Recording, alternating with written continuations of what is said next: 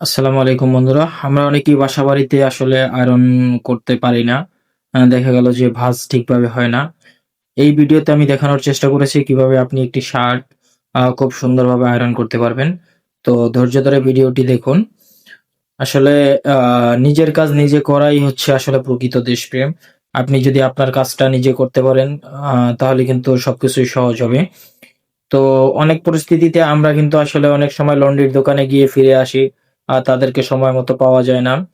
সেক্ষেত্রে কিন্তু বাসায় যদি একটা আয়রন মেশিন থাকে আমরা কিন্তু আসলে খুব সহজেই এরকমের আয়রন করতে পারি। তো আসলে আয়রন করতে পারাটাও একটা আসলে অভিজ্ঞতার ব্যাপার। আপনি ১ বার ২ বার যদি চেষ্টা করেন ঠিকভাবে। আর আমি এই ভিডিওর মাধ্যমে কিন্তু খুব সুন্দরভাবে আসলে তুলে ধরেছি আপনাদের মাঝে যে আসলে আপনি কোন স্টেপের পর আসলে কোন স্টেপ আয়রন করবেন। তো এটা হচ্ছে বাংলা আয়রন বলে আরকি। এটা প্রায় ৭.৫ কেজি ওজন। তো আপনারা বাসাবাড়িতে যে আয়রনটা ইউজ করেন এটা একটু সাবধানে ইউজ করবেন।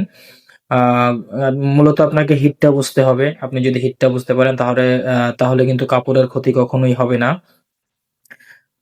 তো দোকানে যে আয়রনগুলো ব্যবহার করা হয় আসলে এগুলোও অতটা সহজ না চালনা করা। আসলে হিট না বুঝলে কাপড় নষ্ট হবে এটাই স্বাভাবিক। তবে বাসা-বাড়িতে যে আয়রনগুলো ব্যবহার করা হয় এটি তুলনামূলক হালকা এবং এটি অটোমেটিক থাকায় কিন্তু আসলে আপনি প্রয়োজন অনুযায়ী কটন, লাইলন এগুলো আপনি হিট আসলে মেজারমেন্ট করে তারপরে আয়রন করতে পারবেন।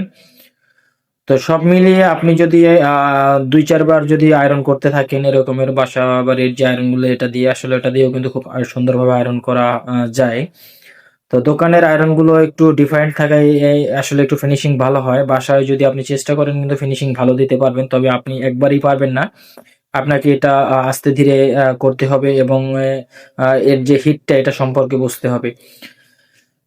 তো সব মিলিয়ে আমি এই ভিডিওটি তৈরি করেছি শুধু তাদের জন্যই যারা আসলে বাসাবাড়িতে আ আয়রন শার্ট, প্যান্ট এগুলো আয়রন করতে পারেন না। এর জন্য আমি আ যদি এই ভিডিওটি ভালো লাগে আমি পরবর্তীতে কিভাবে একটি প্যান্ট আয়রন করবেন আমি সেটিও দেওয়ার চেষ্টা করব। এই যে সর্বশেষে আমি ফিনিশিং দিলাম আরকি। যে দেখুন কত সুন্দর আসলে প্রফেশনাল ভাবে কিন্তু শার্টটি আয়রন হয়ে গেল। তো ধন্যবাদ সকলকে।